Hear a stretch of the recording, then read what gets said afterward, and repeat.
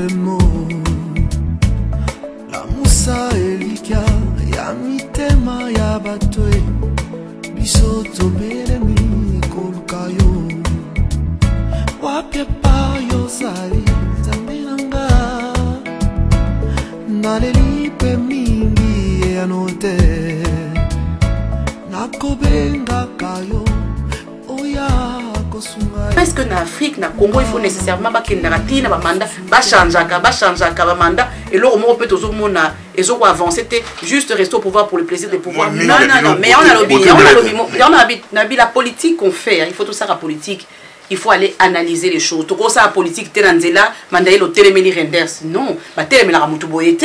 Mais ce qui Bolanda, mon président de parti, Olivier Manguin, nous avons fait un communiqué de presse. Mais le problème, c'est que Bolanda a communiqué, on a été. Tout ça, la communiqué de presse. Nous avons été le seul parti, le FDF, à dire très clairement qu'il faut qu'on récompte la région. Bolanda Kandete, il faut Bolanda, qu'on a propos sur le Loba. Non, si Bolanda Kayo, ça m'a Bolanda Marin, la Belgique, la Bruxelles. Mais apparemment, Bolanda Kayo, Bolanda Kayo, Mandela. Question. On se dit, Bana Bazoboya, Bamama Bango. Ce qui s'y coyo. N'importe. Oui, mais oui, au bengisi maman, tout ça, bakawana pasteur Bobo. Au bengisi maman, aïe, bolingue, il saute soit les maman zandoki, et tout n'a évité ceux qui n'ont yango, et où tu l'as biso wapi, et puis quand bien même, bon, bino pasteur, bon, baké maman, bon, zandoki, ma finezo bon gâté, pour maman, aïe, ou t'es qui n'dokiwan. Mais on a toutes nos questions, moko. Yezu, oh, biso zo, comme sambe. Tangwa yaki. N'a tiré mon escamote, yezu, à kimindoki, il faut surtout biso ba congolais tous en parlement pour et kozala soni ceux qui ba congolais bazali sous na parlementé ba mboka o mususu o baza pembeni na biso wana balinga biso mingite tango ba wi que to zate ba ko sepela ba ko bando seka biso ba ko seka ngate ponga na kozala ngala na parti ba ko seka communauté na biso mobile.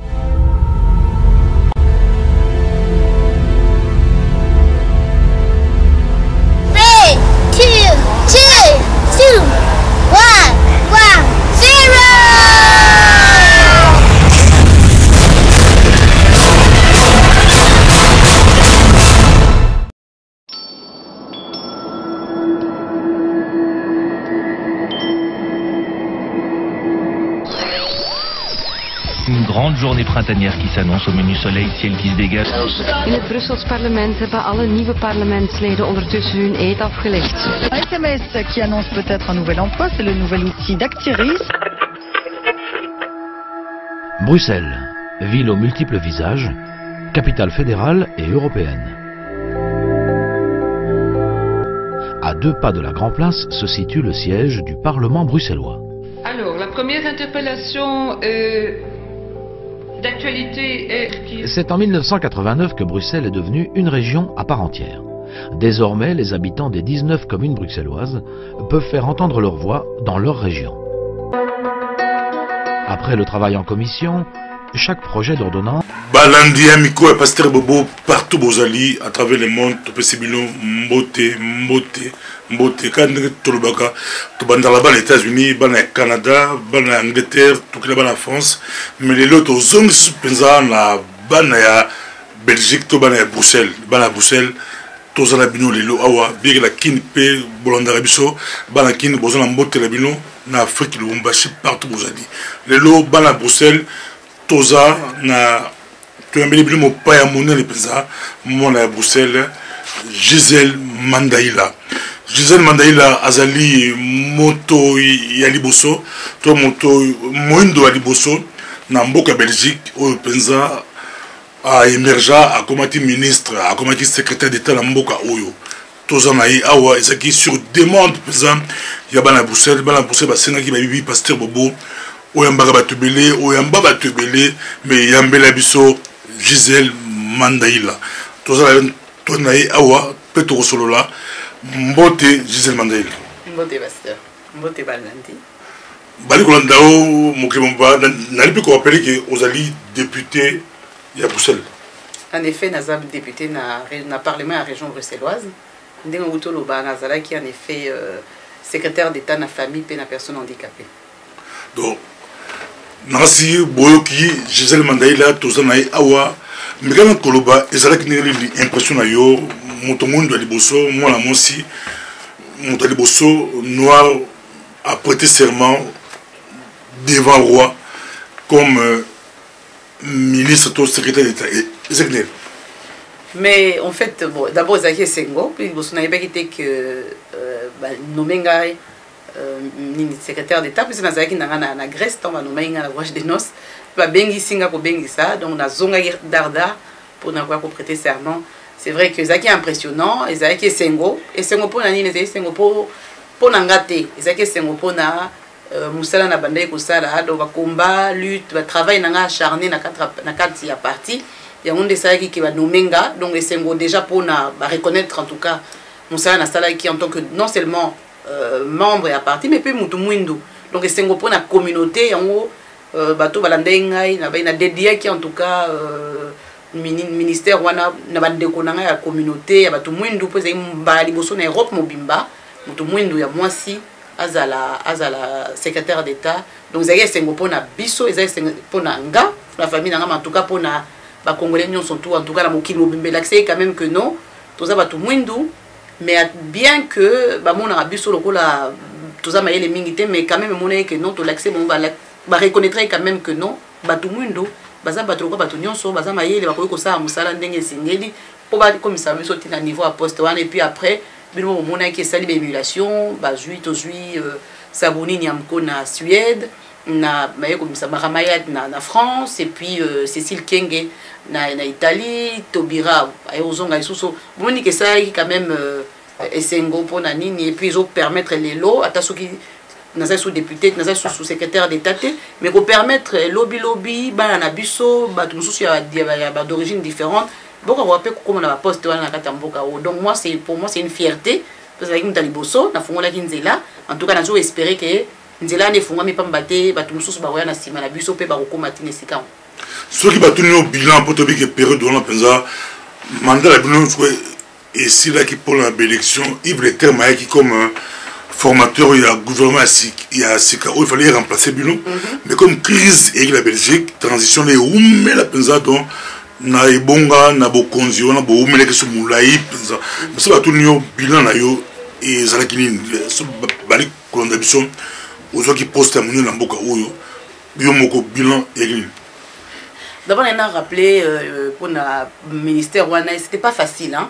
Et c'est facile pour les amis bosso ya mwindu na komi na parlement na komi na gouvernement moi na moi si jeune et puis nazaki extra parlementaire nazaki élu nazaki nommé et puis nazaki na parti moko o ba flamba lingara te FDF donc monique na niveau ya parlement en tout cas certains parlementaires flamands étaient Vlaams Belang en tout cas ba checkinga ce qu'on appelle les bâtons dans le roue et puis deuxièmement même na sein cabinet nanga bateau yo ba chelekinga pe wana mingi pe ba sepela ki tendeni mutu mwindo akota ki akomaki ministre mingi bato entourage kaka bachelinga oui parce qu'il na parti ba je rappelle bato ya na bato noka yo lingite tout se négocie et ça te so comme ministre décider non en tout cas na poto to travailler ka parti et décider routine de lo bato et puis ba hôtel ba nini capacité ni mutu boisana ngo to za na bato na un peu partout donc il faut benga bon pour non seulement aux ministres, mais il faut porter aussi message à parti, il faut marquer empreinte à parti. Donc quelques personnes, certains, en tout cas, c'est bien quitté, ils m'ont mis les bâtons dans les roues, bandé ko bomba dossier, pour na bimaneti zoba et tout. Nzambe ala la raté, so za mwana nzambe, za mwana nzambe, nzamba ala la raté. Donc tu es ko démasquer ma makambo, la temps ba moni na démasquer ma makambo na comment comprendre aller. Donc comme il pensa à couteau tiré presque na souka, mais il faut zamayer les jeux constituer une autre équipe. Dans le cabinet, on peut dire que l'équipe n'est pas en parallèle. Donc, officier, parce qu'il y a une équipe, parce qu'il faut travailler sur un dossier, on va juste travailler, puis on travailler dossier. Donc, le dossier, il est presque vide, mais si on est à niveau, on a préparé le dossier, on présenter le dossier, on a argument, on a 4 et tout. Donc, il faut amailler, il faut jongler. Et donc, je suis partie de passage biblique où on dit qu'il faut être rusé comme le serpent et doux comme la colombe. Donc je pense que c'est ça qui m'a un peu conduisé à que Nazara Mayele et Kenge n'a avancé. Donc au-delà de ces difficultés, puisque pour son habit, quelque part, il va se faire la honte. Soko mati, va aussi la touba qui dit ça. Mais il faut bundana, mais il faut bundana, n'enga Mayele. ola ki sabango ke non naza capable ya kokende ti esika ya lingi et esika ba seki ba esika sengeli na kende na koma naza capable. Et puis bilan nanga en tout cas na obaisa positif. Pourquoi? Parce que moi j'avais un ministère à personnes handicapées. Moni quand on appelait les médias, ba grands médias net ba RTBF, ba RTL, ba ya ba on ko linga mingi te ba entre guillemets matière nangeza qui s'exciter dans le jargon médiatique. Donc il va dire même besoin d'immatité mais tu vas dire qu'on travailler et puis fierté nangeza puisque nini ba réforme nationale pour la personne handicapée, augmenter la location, réduire du délai à traitement à dossier. Avant il fallait causer la 9 mois. Tant on a il fallait 12 mois. Et puis tant on a commis 9 mois, on a réduit le délai normal il y a 3 mois. Donc dossier si on va traiter il faut 3 mois. Et puis, il y a un contact center na niveau il y a centre il y a nini l'administration va à Vierge Noire pour na battre ba ko benga ba ko pesa information directement ainsi de suite. Et puis donc il y a quand même pas mal de choses qui ont été mis na ko cha nini ba traitement dossier na niveau ba commune nyonso. Donc si ko ba toche ba serveur na ba commune na bureau mon la commune qui est relié directement na administration centrale. Donc batolé bak longwa kaneti à Longwe Charleroi, à Longwe Eterbe qui fait qu'une petite na centre ville pour notre dossier et c'est mon boulot. Et c'est qui permet nous on temps ming. Donc si quoi monter na commune à côté dossier na commune va traiter en ba moko tant bazo traiter on a commune dans les 2 secondes administration centrale les aiso ko permettre ko gagner temps et puis ko empêcher puis la personne handicapée baza dina ba difficulté ya ko tambola ka ba distance à mulai ba kendarati kuna na ba mulongo. Donc voilà, ça c'est soit un peu les leviers sur lesquels j'ai pu travailler. Et puis nasengara nzambe merci pour moni moko batamukili ba comprendre était même du soit politique moni ba baton dans les roues. Mais na campagne électorale il y a 2009 mutu moko abenga nga ute Waterloo. Ko madame Mandela tokuta na gare du Midi na sa personne handicapée et tout ça moyena ko matina cabinet zate. OK. Na comme la gare du Midi abisinga voilà na oyo sala ki ponanga na évité na bunda na dossier on a depuis des années tant yo commis dossier na ngeza décanté ngala évité nga ça qui dans la dossier normalement ay singa rien que pour ça na sa campagne pour na yo na bando ya yo pesinga ka ba track ba nini na gare du Midi ngala ndo distribuer bato donc mutona na yebiete na selo monter yemoko handicapé aye asala nga campagne. Et puis na zo ba coup de fil ba tebele madame o décanté dossier na ngai na interview na zo mutu moti lelo abenga nga madame ba élection zo ya pesanga ba tract na kendo tchela yo et tout pour dossier na ngai na maman nanga et où mais là qui tout ça dans 10 ans tout ça que l'on monte tant yo yé dossier na ngai réglé dans les 3 mois na éviter na ça qui ni mangala kanté na dossier normal na éviter pour ani ba pendant vendre ba dossier wana. Et bon voilà, ça c'est en tout cas pour moi sa fierté monique bato yo salela qui ministère va pesa qui aux pour la personne handicapée va reconnaître que na sele ba musala tant on a longwe mingi pe ba komela inga na ba lettre ngoti lelo ba ndeko senga na zonga lisu na ministère voilà parce que comme il disait en tout cas dans ministère na depuis que tu es arrivé là ministère on était devenu un peu plus humain que à l'époque tu es ba biso te tozaki ba numéro mais yo madame Mandela bonde ko yamba la téléphone so muta bengi ba pesio yo so anaye o kolanda dossier ti na suka et tout. Donc je pense que c'est ça ma fierté. Donc j'étais vraiment au service, il y a un sujet nanga ou à PCNga na c'est là-bas, handicapé, personne handicapée, ma famille. Donc voilà. Si handicapé, beli bali kolanda yo c'est tout ba oyo balo apelinga la bali ko kayo bali kolanda yo.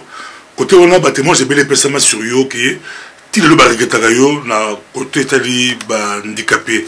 Mais question ngo babi ozakipe matata babi yo bengana chauffeur na yo aki na ay mundele anengaki Alex Kaza mundele yo l'accepte yo za ministre ou bien na c'est solo tout ça na éviter les cambouana na zengina chauffeur ya liboso ya mundele mais ba horaire na yeba ko correspondre na yete parce que moni biso to bimana tongo OK yo erni no zonga te et puis bon gaze na ministère na ndeki non seulement ba mindele mais na ça pe na communauté nanga moni to ça pe na biso to ba tanga to za ba réunion il faut donc moko na expliquer chauffeur que non horaire na ngeza compliqué puisque dans ça pour la communauté et puis il y a un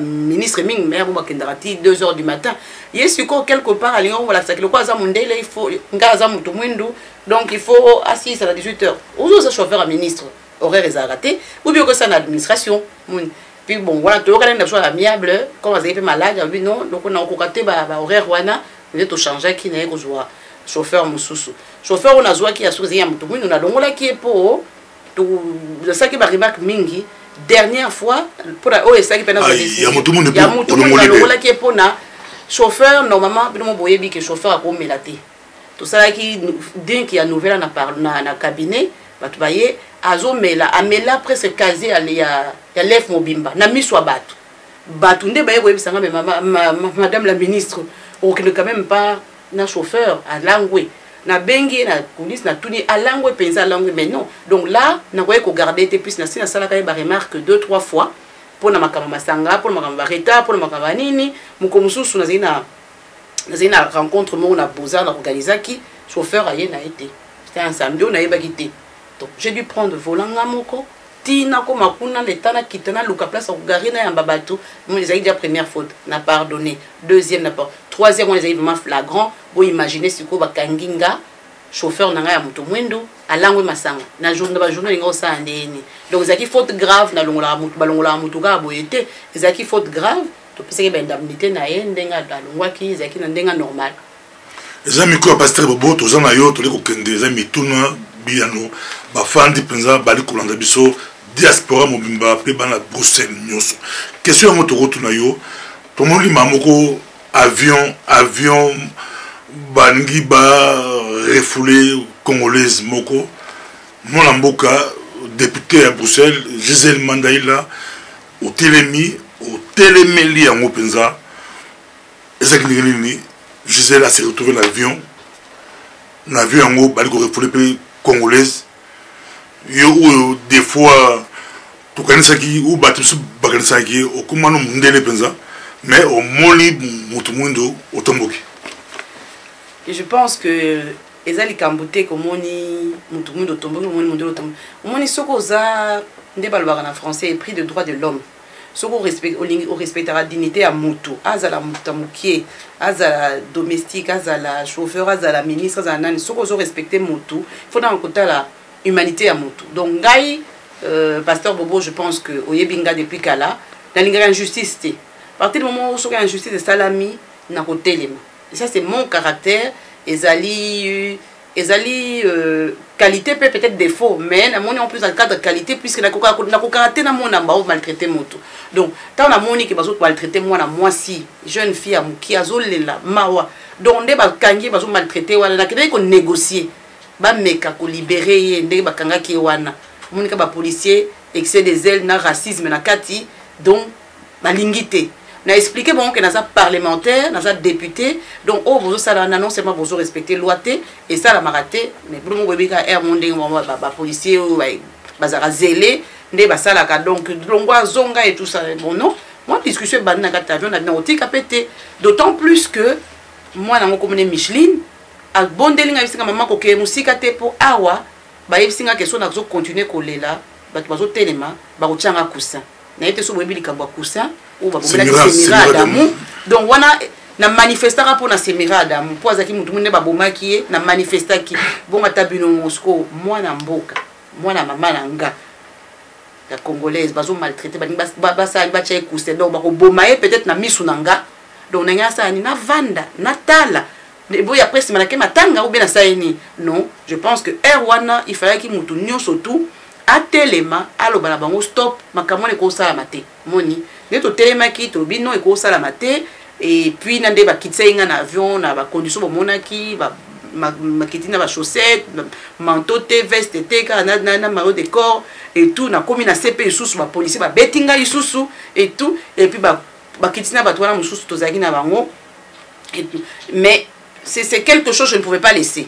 En tout cas, ils ont une normalité natique, ils ont maltraité mon na kata avion et tout. Et ça, Moussa Nabi, souvent la bande de Congolais, tous à la ministre, tous à parler, surtout les parlementaires, tous à service, on est au service des citoyens. Donc, citoyens n'engazawana, bon pesa biso ba voix to lobela bino pour bino mokoyi ko lobate na parlement. Biso ndé photo lobela bino. Donc à partir du moment où bazo maltraiter yo, eza rôle nanga, eza devoir nanga, ya ko telemela likambu ya ko lobake non, ce que eza juste hein, ce que cause eza juste, ce eza likambu eza juste était nous surtout même yo pasteur bobo so mutaï likambu eza juste était au telemela on mais ce qui cause eza juste en tout cas mututu normalement il faut telema. Donc c'était ça, ezaki sentiment na zaki nango na ko tika te ba maltraiter moi na mboka ou maltraiter mutu.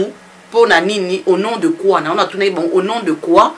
bokoki komaltraite moto nom de quoi, bokoki kokanga moto nom de quoi, botya moto coussin na po bosala ni bo étouffer aloba te bon soko soka kufi. Soit kufi ninga tout ni sénégalais na courage ok matanga na ou benenga na courage non. Donc je pense qu'à un moment donné il faut avoir le courage ya ko telemaso moni likambu ezama be. Na teme makambu belé ya ba femme iranienne ba lapidé ya ba afghan bani bo likambu tayi mwana mboka na hotel matendeni. Donc ezaki normal te pour moi na vanda na risquer na ko risquer après ça so butane ba nini ba finga ngape ba mindele ba Facebook na yebi na zama yelete na yebi loi te to contraindre ba onde ba loi te. Non, je pense qu'à un moment donné il y a la loi mais il y a l'humanité aussi. To ko tika rateka pour tous la loi et tout na tika na vanda na lobake non na yebi te na ça nini titre na ngai ça non. Titre d'absolu qui député aux en service et les citoyens et je ne fais que mon devoir il y a côté les mélaïkambo et tout comme dans le baki surtout que ça y moi n'amboka na quoi côté kamote mais sentiment là ezaki neta monaki diaspora mobimba surtout diaspora Belgique toute tendance confondue baki derrière yo ba puyaki yo ezaba média diaspora et puyaki yo yimoko sentiment ni ngomona mbala moko diaspora mobimba ba puye yo sentiment. D'abord, on a cinq merci pour la diaspora de Bapouya qui Ninwana.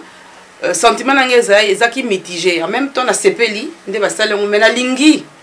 Que ce soit Makambu, il y a des bébés, tout cas, Congolais, la diaspora, surtout Télémac. Tout le bâté qui est là, les Kambu, Yamutu, Ezaïe, Ezabi, sauté na Bangananga, puisque au monde de Tokita, il y a 5. Na avion, il y a belé. Surtout maman oyo abande ko atelemisa ki ko yimta ngaze kina mwali boso mutu akitena na suka ndamona ki otango yeko telemisa na avion tango oyo ba policier ba koti muta telemisa ki batando ko chama créer mingi na kati avion avandi loko la stale lo remonte abangi ba policier donc atiki batu mususu babima moni tango ba okanga batona na non il fallait to telema il faut tango ba policier ba ko kota na avion so na vanda ki na tina bi elinga osaba be balinga kitsa batabatu toyebelo na yebelo ni balinga saba on a sete bon ngana ko ekotika ndengwa na tona telemaki mais batu mususu toyoki na vyo baba botika kaka tozonga na biso kinto ke lia taba moni yango na bi na 5 merci na ba media na diaspora nde bozaki mais esuka merci ya monoko te na lingi soki ba action wana soki mutasali likambo wana so il faut to telema lokola mutu moko biso tout toke ko défendre cause moko to bosani a tendance na biso politique to bosani ba etni na biso to bosani ba nini to lobi ke non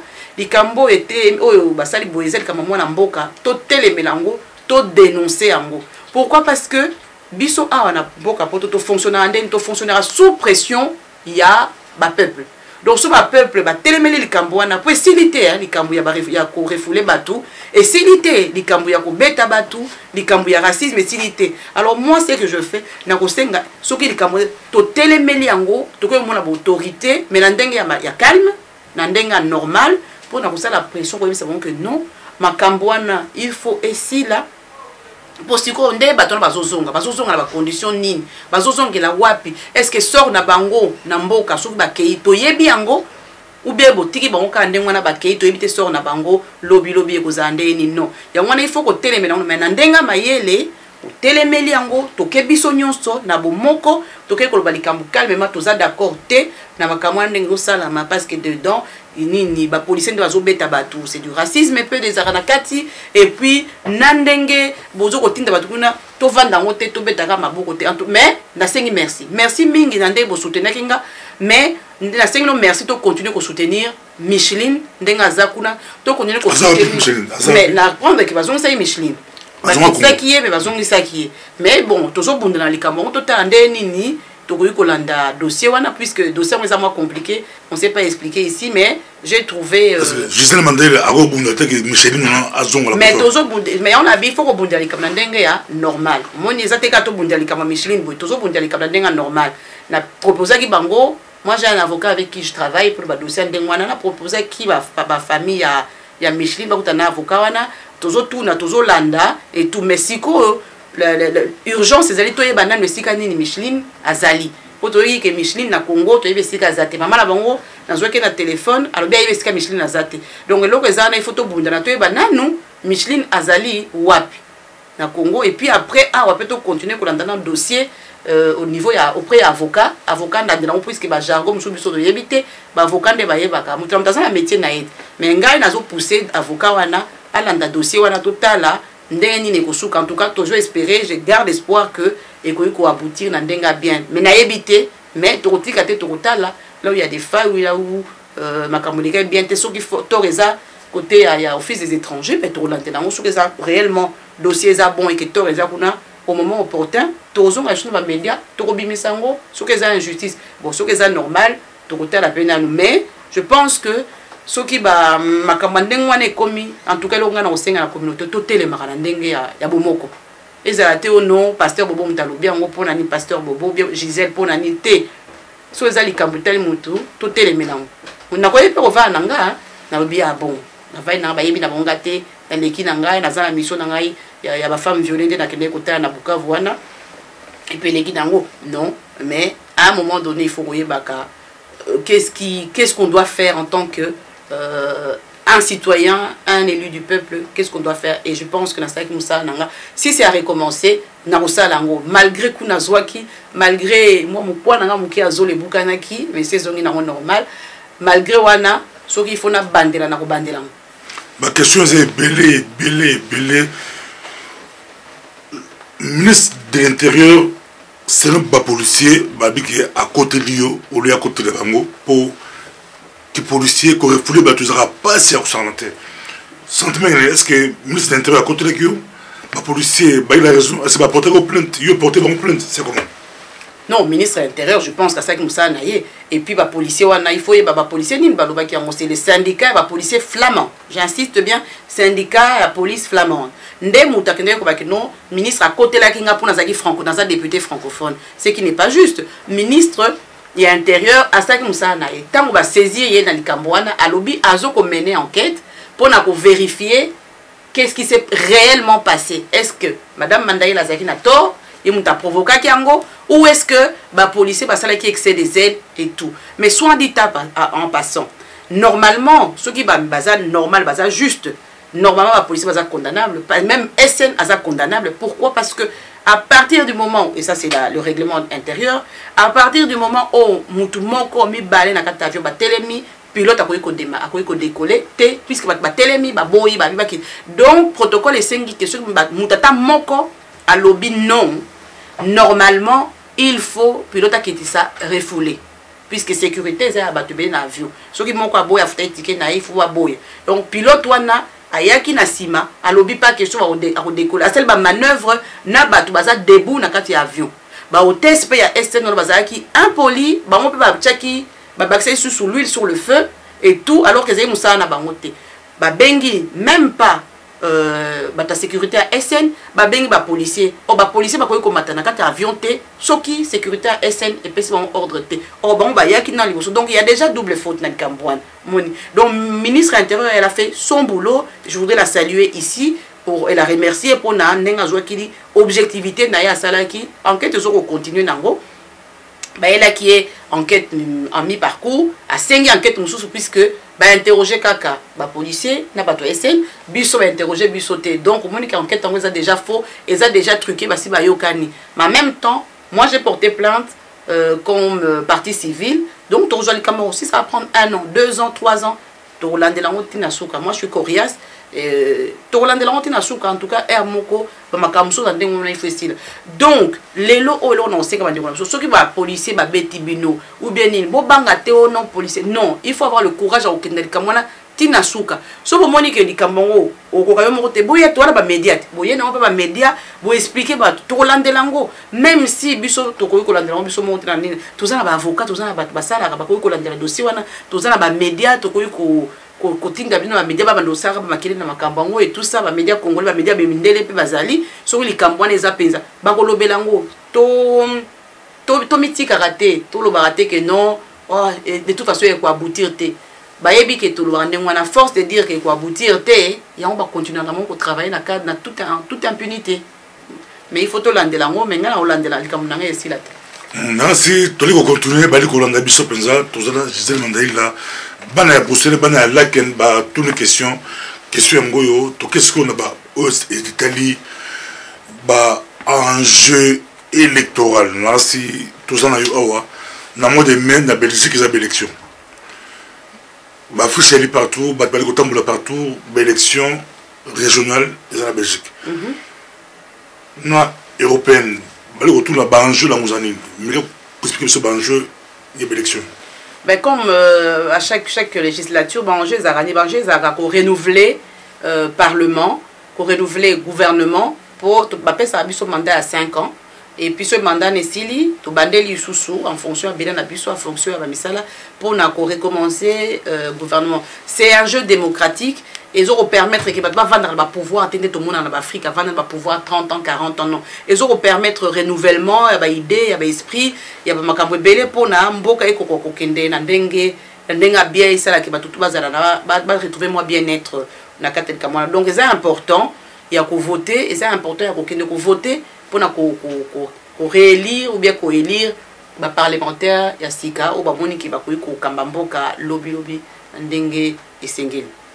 Programme na yo za une vision, programme na yo à part parti de l'OYO ceux qui osa élu aux hommes députés OK na ceux qui bogané na gouvernement au côté du gouvernement, mais qu'est-ce que Mandela peut faire pour sa communauté? Pourquoi la communauté n'a pas voté? Bon, d'abord, pourquoi la communauté n'a pas voté? Non, il y a l'homme qui est d'abord. Il y a tout un peu quelque chose pas balandi. Ndenge bomona ki bozala bandeko na bino ba comme na niveau wana bazo ko représenter ne fût que couleur na biso. Est-ce que vous savez la rater? Est-ce que au fond de vous et ça la bino moi fierté moi mo kiete que autant tous a peine batu na biso bazakuna moi ba couleur pe ko na ta parlement wana si ko zo changer batu bazo mona ke non batu mo ni bazakana mentalité muke zo changer pour lobi bana so tong ba roya bazan so ba problème wana te. Donc na tout ni question wana est-ce que et qu'on déranger bino bozana batu mwendo kuna ou bien et qu'on déranger bino bazala te. D'abord, je pense que question na mutra si kazali amituna nanu akota fort intérieur nae amituna est-ce que ce qui mutu mwendo azakuna za bien ou bien za bien te. Ce que za bien te donc bazala soute to te kaka parler mais ba mindele na ba communauté mususu neti ba marocaine ba turc bazala wana bazo ba marché nyonso bazo makamu so tout biso to rassurer remonter tous à ba suiveur. Non. Je pense que les enjeux pour la communauté sont d'abord importants pour une représentativité, toza mingité, toza 3 na kata parlement bruxellois, na moko na parlement fédéral. Ce n'est pas encore assez que pour changer tout. Tous on a besoin d'abord que batika là toujours et puis nombre tout le monde dans le parlement est augmenté pour faire le poids. Na pesa un exemple moko. Tout a été voté dans le parlement bruxellois, loi mo bengi à sépulture. Ba communauté musulmane, ba sengi que babando kunda bat boso basenga nan bazo cimetière na bango bapesa bango parcelle ba cimetière bakunda bat ndenga mboka basengi ndenge ba musulman masala siko ba uto osenga ke bakunda shu bat na cercueil te bakunda bat na linceul nde basaka pa na bango. Bon et l'équipe wani pour bandi nyonso ya ba parti nyonso bazala ki sima ya proposition wani bazé belé pourtant ba ya depuis 40 ans. Bon na parlement des années o ba musulman ba turc na ba nini ba belé donc ba on surtout na sima ba moni ke poa bazé belé ba koyi kolekisa ngo pour ba voter bazé belé moni eleki donc biso bi makamsusu tozana na moi sima po tozana en mingité. Donc ce qui est important ezali ke batu mwindi faut tozana kata parlement wana batu mwindi on faut tozana parlement ba congolais na faut tozana kata parlement tozana ebelé pour na nini parce que tozana lien moko historique na Belgique na Congo ceux qui ba congolais bazate na parlement eza soni pour na Congo, pays munene ndengwana colonia ex-colonia munene ya Belgique ezanga ba parlementaire na kati ya parlement batu mususu bamboka mususu ya Afrique ba kokota biso to zalate. Est-ce que bozo mona ngo normal? Donc anja liboso ezawana il faut tozala pour na ko maintenir lien auto zalaki nango par rapport ya Congo. Puis ba mususu peza wana o etali Congo au Belgique azanango soki toza wana te moye pe toyeba makamusu ezate moye pe toyedaka bino makamususu ezalité. Donc il faut nécessairement que biso tozalana pona komeka ko conduire bino. Troisième chose, question nini makambutali bana SS anémie SS boyebi ke na Bruxelles anémie SS ezali première maladie génétique na Bruxelles, troisième maladie génétique au monde, deuxième maladie, première maladie génétique en Afrique. Bon, awa tozé belé na Bruxelles.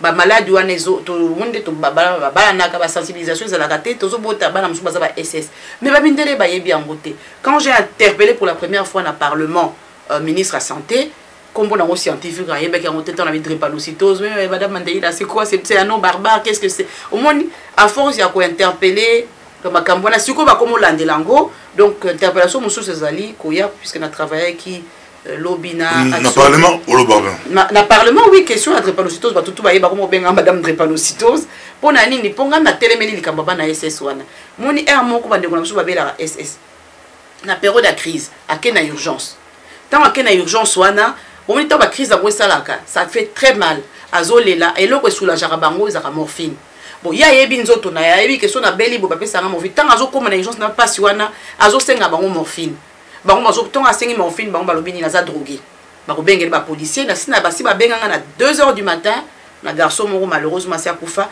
a benga ba benga na 2h du matin pour ba kanga na zo senga bango morphine na za na sali crise ba benga ba policier ba benga nga drogué moni puisque pona nini ba yebi malade wana ta ba yebi ndenge nini yako sala te pona ko soigner ko soulager mutu donc j'ai dû aller tina na longue pa na ngati na 2h du matin na ko expliquer na urgence ya XL que non aza moi na SS ezali normal aza drogué te je me suis porté garant na signa koni ni lettre moi ya caution comme quoi sur azali drogué et que comme na yebeka azani drogué te aza moi na SS na signa pour ba libérer ba policier ba tikaye ba meka ko soigner au parlement je parle de ça aujourd'hui sur beaucoup ko beta na parlement ba travaux à Gisèle ba travaux parlementaires bon monde ba question sur la drépanocytose ba phénomène net ya ba na sur ba phénomène à bandes urbaines na télémélango na parlement na continuer ko télémélango pour que ba pesa biso ba moyen d'abord un observatoire ba yaya ba maman net ba maman à Carrefour des jeunes africains ou ba so ça musala ko kamba ba na biso ba meka ko baksa ba moyen pour que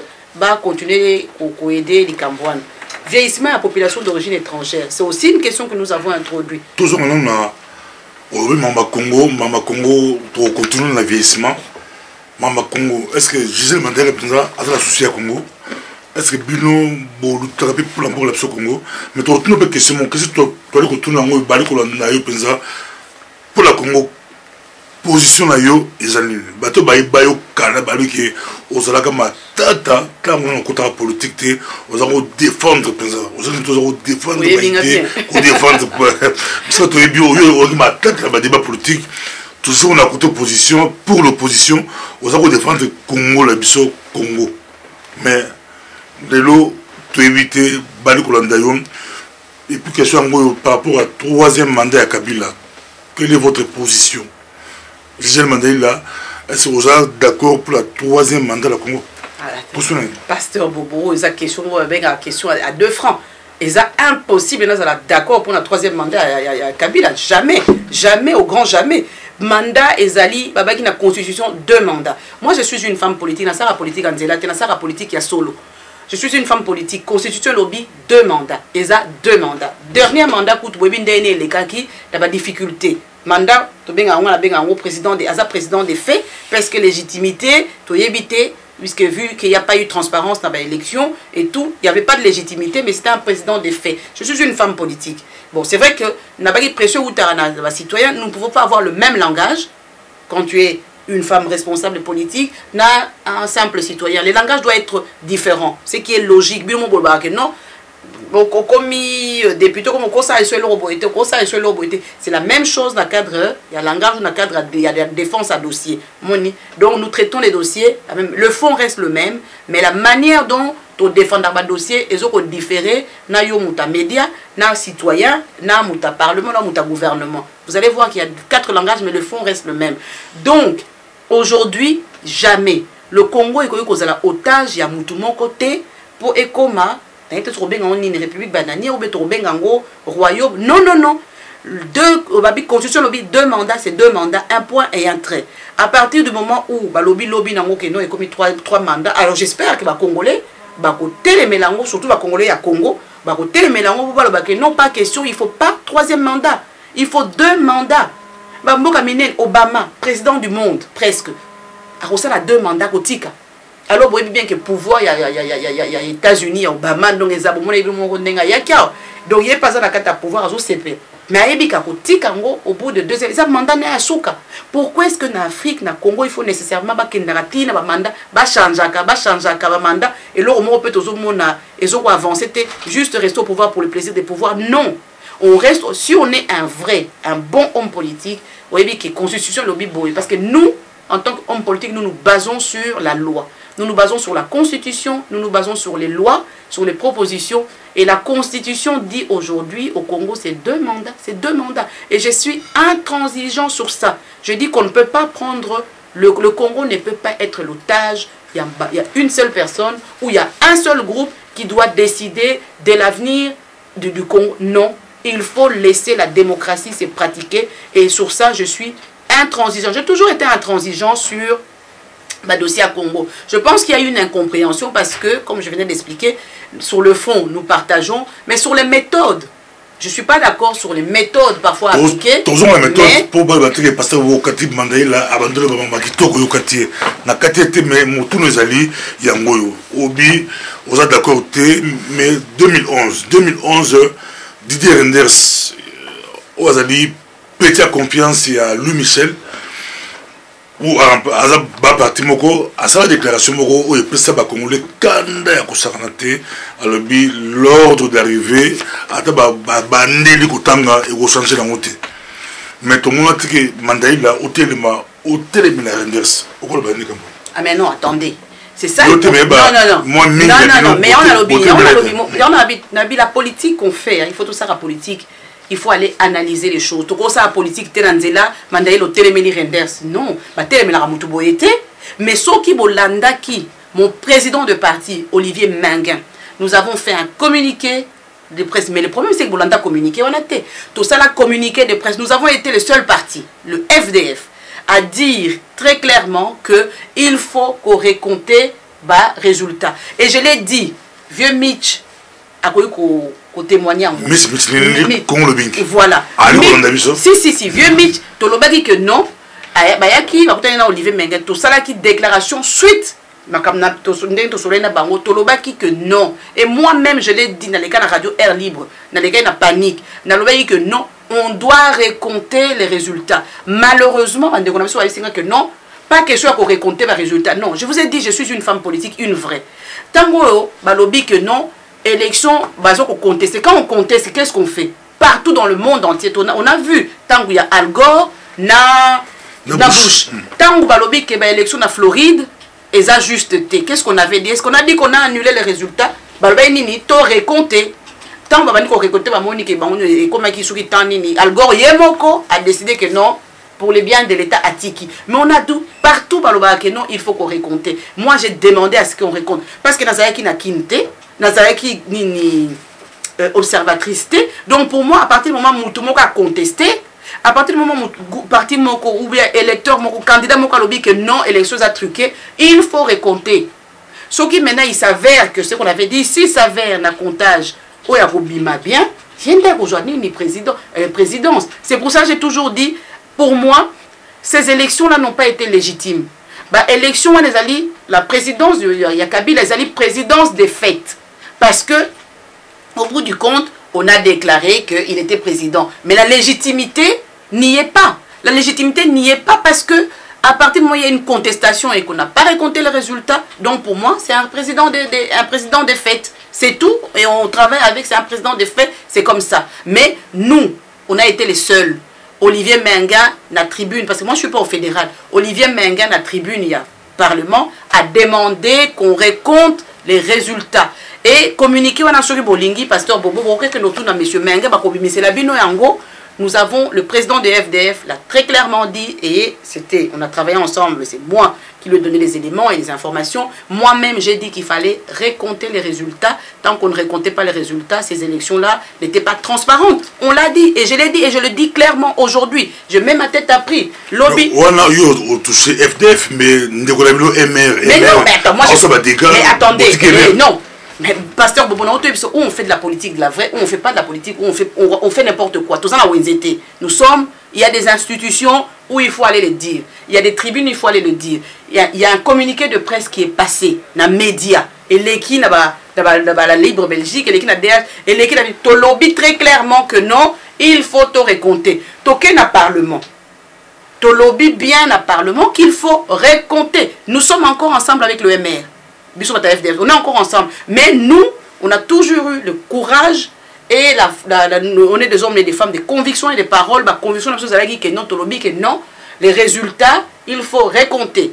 Olivier Menga le dit dans la tribune, il y a fédéral.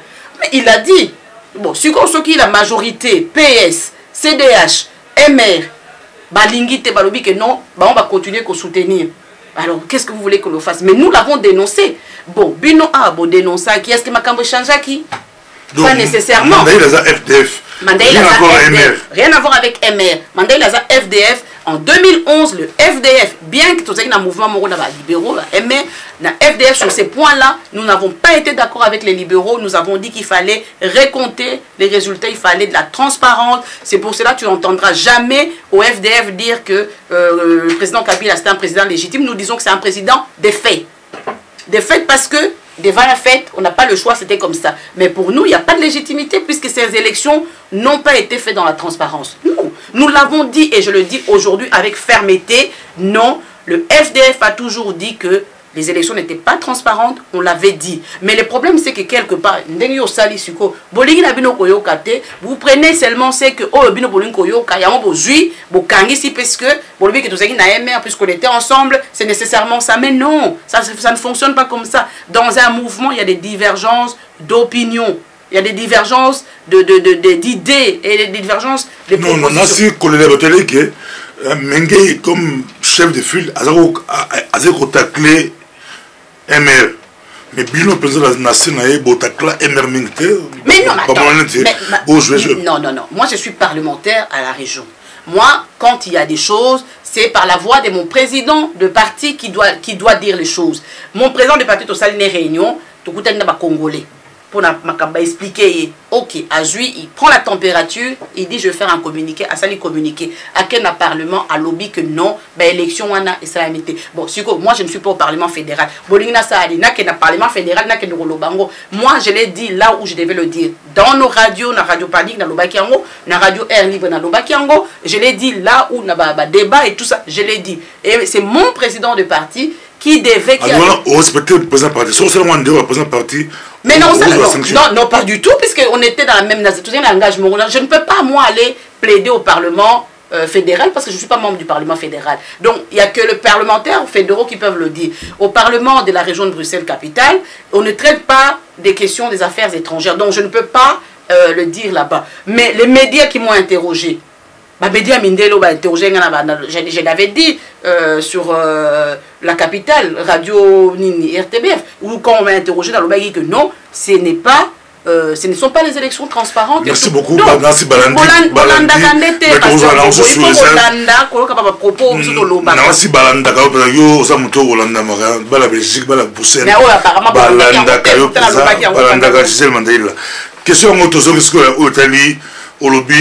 communauté la biso matonga quartier la biso matonga quartier oyo bala mokili mobimba bino bato boza élevé la mboka oyo so batunyo osalani pour la matonge on a question ngona parce que bobo ali kotuna mituna osalani pour la matonge et puis ya mi bane ko yo tokela osalani pour la matonge. En tout cas la CP pour la question oh ils ont permettre bon moni ko matonge ba comment ça va travailler na chaussée de Wavre. Ça fait 3 ans que nazo interrogé madame Groels pour na quartier matonge babanda il bosso na chaussée d'Ixelles babanda ça va travailler na chaussée d'Ixelles matonge batiki chaussée de Wavre kita batiki. J'ai ne cessé d'interpeller madame Groels pour na retourna ba travaux na quartier matonge et aussi la colonie salité na quartier matonge na tuna ministre Madran ba ministre so botuni ba olelo ba ko interbo ba ko yebisa bino que non madame Mandaïla abeta setemba na mbala pona likambutali quartier matonge lelo. Pas plus tard que na décembre, pour mettre sur décembre, pas plus tard que na janvier, na tout na qui question pour dire bah travaux pour mettre sur la question matongé, na 2012 et ça a mis 2013 et ça a mis bah posposé en 2014 bah aussi en bandi bah travaux siko. Mais c'est pourquoi parce que j'ai parlé du quartier matongé. Parce que na bah interpellation na mususu boke otala mo pourquoi bozo tika matongé ngwana est-ce que bah tambola na matongé bah sous homme ou bah tout.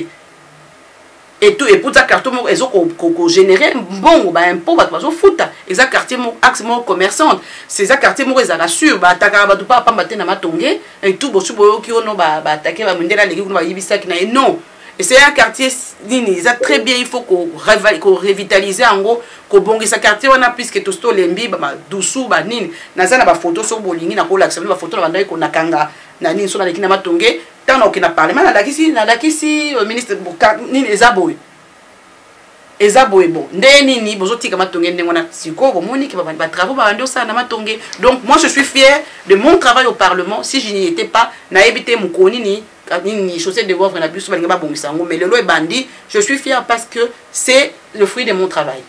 Comme femme, quelle vision aux emplois la femme congolaise na diaspora yo moi aussi au émerger au matin au matin mais quelle vision yo allons pour la basi. Mais ma vision on a pour la basi comme Bobo Ebinga depuis Kala je pars du principe que moi si il faut à Téléma puisque que non moi si nda simba ka économie en beaucoup moi si nda simba ka famille donc ma maman na biso loko na zana vision na zana ngo ezali que na lingi ba sorti ba bima na ba condition au mun bazana ngo ba formation so sala manango ebele ya ba aide à domicile ba métier mususu ezali ba formation so sala donc là on a aussi ba maman la vision na zana ngo za ke ba maman na ba kota na cadre ya ba formation na pour meka ko matisa niveau ya niveau ya vie na bango et puis là mususu na osenga pour ba maman surtout ba maman na biso ba ko mikolo boni tozo bengisa ba maman na biso mikolo ba uti ba Congo tant ba ya awa bukamati bo abandonner bango botiki bango ndengwana er moko baza ba kanga bango na nzela bazo tambola ba biska okindete office d'étranger ko zo bango mais ba centre fermé alors kaza na mukanda na ba ko luka mutu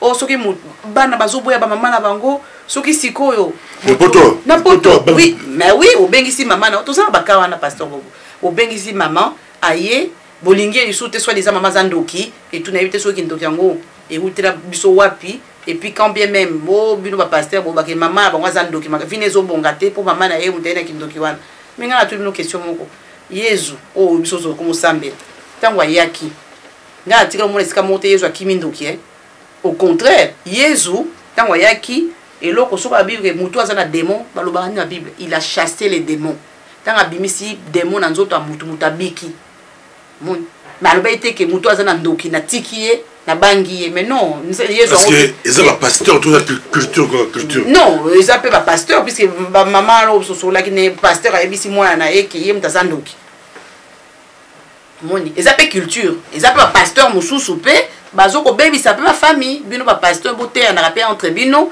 pour na ko ba que non ils akaka kinité et puis même so mutanwa zandoki on ga so la sambela nza mais so mutazandoki na ko sambela pour ndoki na bima. Quel programme aux emplois maman mikolo au BTCT au sensibiliser comme mobiliser mais quel message aux alango quel programme aux alango pour la maman mikolo à la poto à la Belgique. Ben voilà pas plus tard que mardi ou mercredi on a voté au parlement mais malheureusement majorité boye qui dossier en gros toya nango lisusu na tokoyana dossier ngo lisusu na nini na législature prochaine en tout cas j'espère que vous votez nga pour na zonga sur dossier ngo ya vieillissement population da sotozo senga bacha ba structure pour na ko kamba ba mama na biso basi ba koli ba mama ba papa na biso basi ba koli kozana ba centre de jour pour na bango ba que nous sala ba activité ko sala ba activité intergénérationnelle ça veut dire neti ba ko s'occuper des enfants dans la crèche ba ko sala ba activité ba sortie ba ko visiter na mère ba ko visiter ba musée ba ndé ba sala pour ba biso sala on interveille et tout bon j'organise ba rencontre wana malheureusement mo so bengi ba mama na biso ba ya c'est moins difficile pour na ba foot et tout ça mais bon je me dis c'est pas grave c'est ce que nous allons essayer de mettre en place de manière officielle pour que tout le monde dégager va subsidier ba moyen pour organiser des activités avec nos mamans je pense que et qu'on permette bon ba s'épanouir au lieu qu'à vendre na ndaku et tout beba bengana bon non tout ça ba activité ba kena bakena ba centre de jour ndena utolo bakena ba excursion bakena ba lo ndengo na parce que ba maman na biso wana mikolo basi ba koli baza suna ba activité te ba lo no sa misala ou ba de ça lo boy mais ba koli nde ba benga ka 3e âge baza na retraite il faut maintenant organiser des activités pour na épanouissement na bango ça c'est ce que j'ai dans le projet pour la législature prochaine donc ils ont nécessité pour pesa biso ba voix to zonga lisusu pour na komeka ko concrétiser ba projet na nyoso to soto zate et au sala manangote pour na monité ba mindele ba kokanisa ba mama na biso ba to mwindo ke bazana ba difficulté ba yebi ngote ba au sala ngote. Donc c'est important, c'est nécessaire que tozala c'est nécessaire tozala na yebi lo mission ko yesa binoté et ça nécessaire pour tozala pour ba projet tozala ngo et tout quartier matongé bandi lelo tozana. Nous sommes au mois d'avril, l'état est style là. Mais bon, il faut suivre, hein. Total, sous Basilici en côté, ou bien puisque travail, ils auront 1 an, 2 ans. Sous Basilici en côté, et puis lobby, les galeries, les seulement galeries, peso beba, lobby, tali, la jeune nabiso, la drogue, ou ils ont na longue vie, d'emploi, voilà. Donc c'est ça en fait qu'il faut, et pour ça je pense que rien, ceux qui biso moto lobeli yango te to telemeli yango te mudu so telemeli yango biso te moni tant biso to zaona to telemeli yango bendi collègue no mundele bo appuyer la partie dossier leki c'est comme ça qu'on travaille donc so to zate elo mo ça mate pona biso. Merci beaucoup ezalaki c'est mon mingi koyamba Gisèle Mandaïla to rappeler pla bato ba ekokuta biso penza to zakina député à Bruxelles Gisèle Mandaïla na Belgique ba ko présenter na diaspora mobimba va représenter Pozali, Montoya Liboso, Montoya Mbonamboka Oyo, Mindele, la Belgique, à comment était secrétaire d'État, à ces gens là gouvernement fédéral. Tout ça qui n'a été, tout le solo la penza, tout pesio 2 minutes au clôturé émission. Balikulandayo partout, mon Kilimumba, la Belgique, la Bruxelles, Balikulandayo, au groupe c'est bon, c'est tout pour la main, l'élection de la main. Aux 40e na liste, je crois aux 8e, tu peux sur 2 minutes, bon, en tout cas, d'abord, la 5 minutes, merci, Nandé Bolandinga.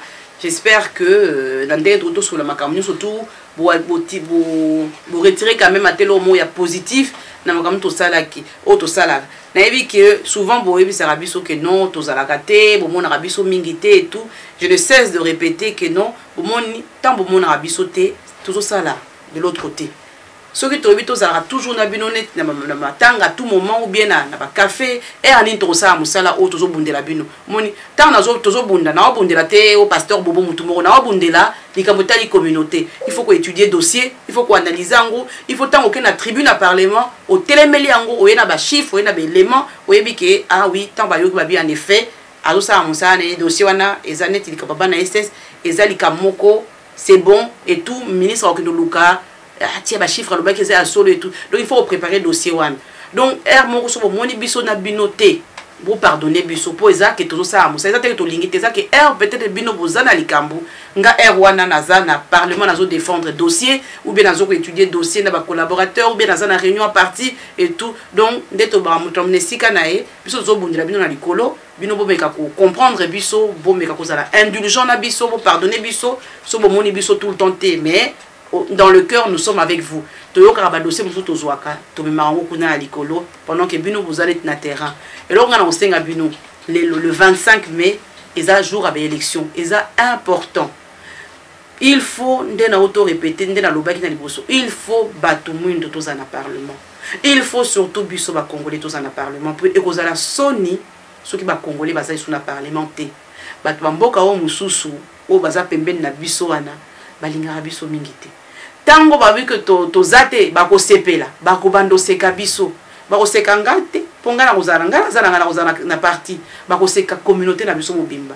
Je pense qu'il faut tous la fierté ya kozala congolais ya koloba que non Belgique est la deuxième patrie na biso donc il faut tous la wana biso nde tous ba mutu ya train to lakisa ba o mususu nzela to lobite ke ba yate il faut bazala paix mais biso il faut tous la ndeni bosso toujours liboso na bango liboso poto meka kolakisa bango nzela bango balanda biso epesaka biso poids ya moya le 25 na osenga bino bo pesanga voix nazali 8e na liste ya FDF liste numéro 6 naza 8e comme on a ngaboluka eza Mandaïla Gisèle na écran eza Mandaïla Gisèle naza 8e donc bobo sanate le 25 mai bo kendo voter bo pesa biso ba voix so bo pesi biso ba voix bomoni les fêtes ya rozana moi titre wana les fêtes ya rozala kuna ya onde permettre ngane telikambo et sala mek na avion so nazaki parlementaire te elinga ko leka na onde ngwana dans les vides les fêtes ka ki nazaki naza parlementaire tant ba ko comprendre que naza parlementaire tant na beng ba journaliste moni que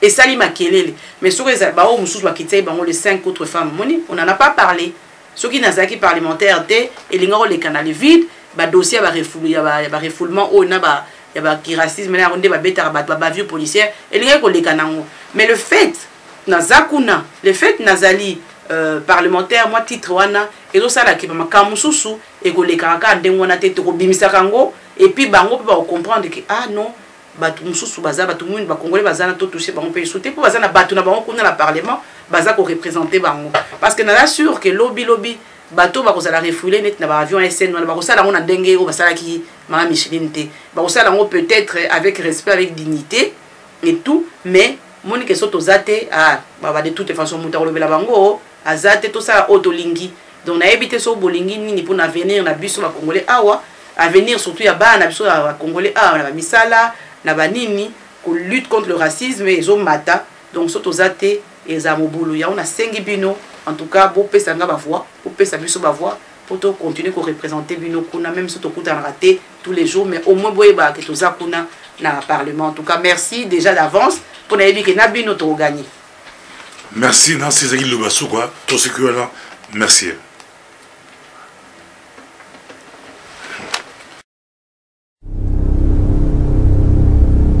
Ça c'est le micro du pasteur Bobo et maintenant c'est possible de nous suivre sur internet. La demande de beaucoup de personnes à travers le monde qui nous ont écrit, on a reçu beaucoup de mails, mais maintenant vous pouvez suivre le micro du pasteur Bobo sur le web www.microdupasteur.bobo.tv.